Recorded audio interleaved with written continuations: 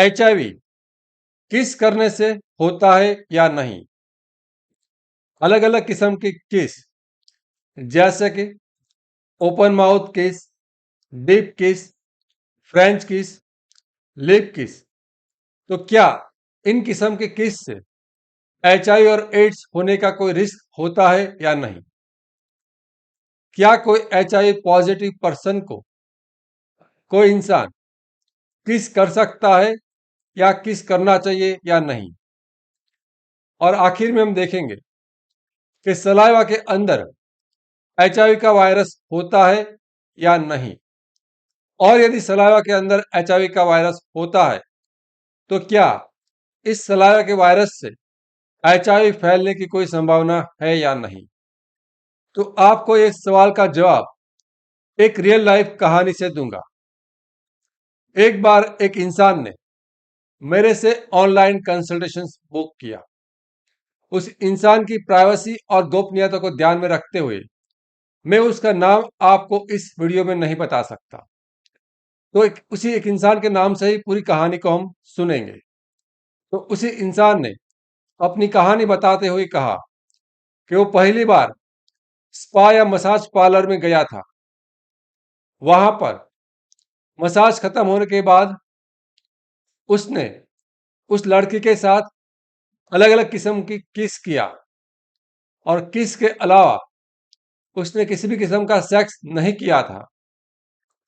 जब वो घर पे आया तब उसको अचानक उसके मन के अंदर एक किस्म का डर पैदा हुआ। उसको ऐसा सवाल दिमाग में पैदा हुआ, क्या जो उसने किस किया था तो इस किस्म के किस से उसको एचआईवी होने का कोई संभावना था या नहीं? लेकिन एक प्राइवेट मसला होने के कारण वो इंसान किसकी मदद ले?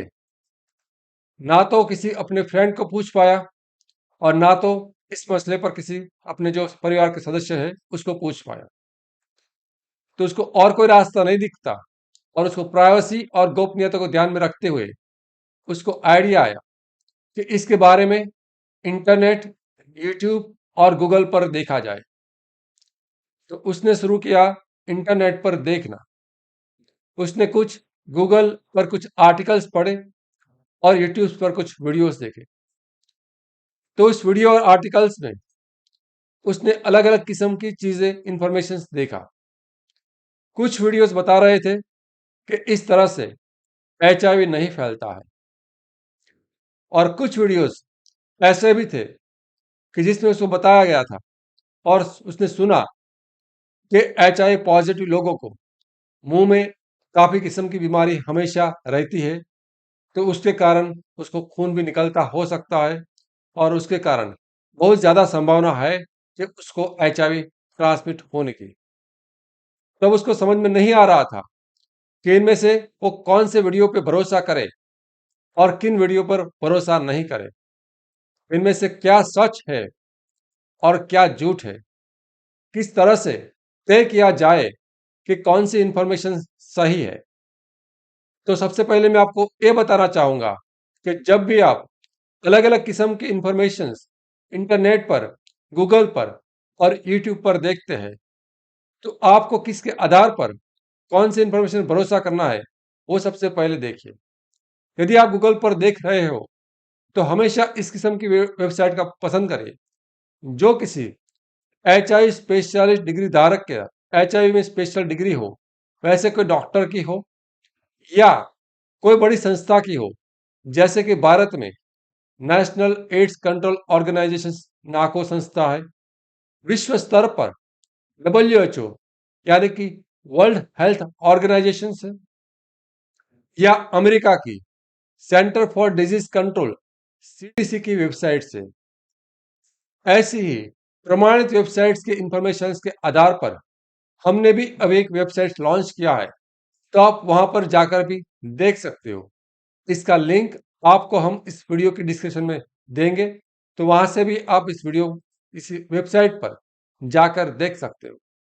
तो हम उसके बाद कुछ वीडियोस ऐसी भी है जिसका काम होता है आपके डर को बढ़ाना, क्योंकि एक साइकोलॉजी है, ह्यूमन साइकोलॉजी, और एक मार्केटिंग का स्टंट भी है कि जिस इंफॉर्मेशन या तो वीडियो में डर होता है वह इंफॉर्मेशन लोग ज्यादा पढ़ते हैं। जिस वीडियो में ज्यादा डर होता है वो वीडियो लोग ज्यादा देखते हैं। तो उस जानबूझकर कुछ लोग उस वीडियो के अंदर आपका डर को बढ़ाएंगे, और उस वीडियो के डर को बढ़ाने के बाद आपको कुछ इलाज का पेशकश करेंगे, और इस इलाज के लिए आपको हर्बल, आयुर्वेदिक या कभी कभार एलोपैथी मेडिसिन भी हो सकती है। और आपको इस मेडिसिन को काफी महंगे, जिससे कोई फायदा नहीं होने वाला है, तब भी आपको 10,000 रुपए से लेकर 1 लाख रुपए तक भी बेचेंगे। और कभी कभार इंसान इतना डरा होता है तो इतनी महंगी दवाई भी वो परचेस कर लेता है, खरीद लेता है। इससे उसके इंसान को इसमें कोई फायदा नहीं होने वाला, स्वास्थ्य तौर पर उसको कोई फायदा नहीं होने वाला, लेकिन उसके समय और पैसे के तौर पर उसको नुकसान जरूर होगा। तो याद रखिए, अब हम आते हैं हमारा जो मेन क्वेश्चन था, तो क्या किस करने से एचआईवी फैलता है? तो इसका जवाब है किस करने से एचआईवी नहीं फैलता है। क्या लिप किस, ओपन माउथ किस, फ्रेंच किस, तो क्या इन तरीके से किस करने से भी एचआईवी फैलने की कोई जोखिम है या नहीं? तो इस किस्म की किस करने से भी एचआईवी होने का कोई रिस्क नहीं है। क्या एचआईवी पॉजिटिव व्यक्ति को उसका पार्टनर किस कर सकता है या नहीं? तो हाँ, एचआईवी पॉजिटिव व्यक्ति को भी उसके पार्टनर्स के द्वारा किस कर सकते हैं, उसमें उसको एचआईवी होने का कोई खतरा नहीं है। और क्या सलावा के अंदर एचआईवी का वायरस होता है या नहीं होता? तो सलावा के अंदर एचआईवी का वायरस तो होता है, लेकिन उसकी मात्रा इतनी कम होती है कि जिससे एचआईवी फैलने की कोई संभावना नहीं है। तो यदि आपने कोई किस किया है और उससे आप डरे हुए हो कि कहीं आपको एचआईवी ना हो जाए, तो आपको डरने की जरूरत नहीं है, आपको एचआईवी नहीं होगा। लेकिन यदि आप उस डर को कंट्रोल करना चाहते हो, तो सबसे पहले आपको इंटरनेट पर इस मसले पर पढ़ना और वीडियो देखना बंद करना पड़ेगा, क्योंकि आपके लिए काफी मुश्किल है कि इनमें से कौन सी इंफॉर्मेशन सही है और कौन सी इंफॉर्मेशन गलत है। और हो सकता है कि आपका डर का फायदा कोई और उठा सकता है और आपसे बहुत ज्यादा पैसा भी वसूल कर सकता है। तो हमारा कंक्लूजन है कि किस करने से एचआईवी नहीं फैलता है, और किसी भी किस्म के सामाजिक संपर्क से भी एचआईवी नहीं फैलता है। जैसे कि किसी व्यक्ति के साथ हाथ मिलाना, या तो एक थाली में खाना खाने से, एक ही गिलास से पानी पीने से, एक ही घर पर रहने से, या किसी ऑफिस पर एक ही जगह पर काम करने से, एक ही टॉयलेट का इस्तेमाल करने से, साबुन का इस्तेमाल करने से, या बाथरूम का इस्तेमाल करने से। तो इस तरह से किसी भी किस्म के सामाजिक संपर्क से एचआईवी नहीं फैलता है। तो किन कारणों से एचआईवी फैलता है? बस आपको वो सिर्फ 4 कारण याद रखने हैं। यदि आपके साथ इन 4 कारणों में से कुछ भी नहीं हुआ है, तो आपको डरने की कोई जरूरत नहीं है, और किसी भी डॉक्टर से बात करने की भी जरूरत नहीं है। तो अब जानते हैं कि कौन से 4 कारणों से एचआईवी फैलता है। पहला है एचआईवी पॉजिटिव ब्लड।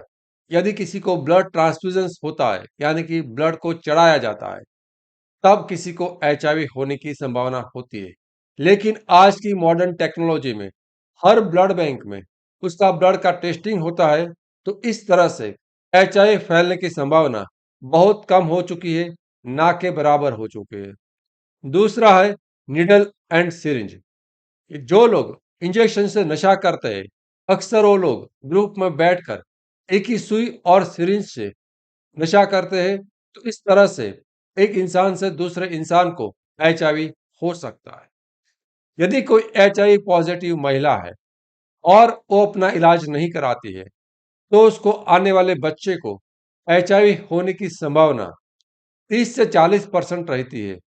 और यदि उसी महिला का जो WHO यानी कि वर्ल्ड हेल्थ ऑर्गेनाइजेशन और CDC यानी कि centre for disease control America की संस्था के गाइडलाइन के हिसाब से उसका इलाज होता है, तो आने वाले बच्चे को HIV होने की संभावना थियोरेटिकली 2% से कम हो जाएगी, लेकिन प्रैक्टिकली हम किसी बच्चे को HIV आते ऐसा देखते अभी नहीं है।